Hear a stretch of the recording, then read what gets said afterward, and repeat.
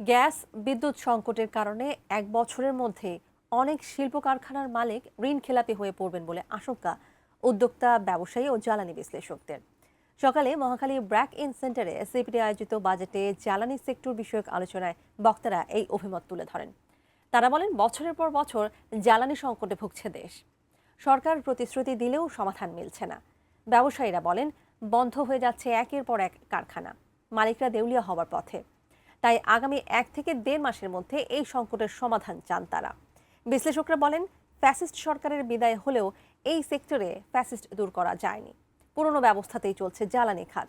তাই জ্বালানি অধিকার প্রতিষ্ঠার জন্য উদ্যোক্তা, ব্যবসায়ী সহ সবাইকে সোচ্চার হওয়ার আহ্বানও জানান বিশ্লেষকরা। নিয়ে গেছে, এই যে এরা সব জ্বালানি অপরাধী, এদের বিচার চাই, এ কথা কেন বলতে পারেন না? আপনাদের ফ্যাক্টরিগুলো দেউলিয়া হয়ে যাবে, আমি দেখতে পাচ্ছি। দেউলিয়া, উনি বলেছেন যে 50% ট্যাক্স তারা পে করতে পারবে না, কিস্তি দিতে পারবে না। আমি মনে করি 100% পারবে না, কারণ আপনারা কিছুই বানানোর সুযোগ থাকবে না। আপনাদেরকে সব কিছু আমদানি করে কিনে খেতে হবে।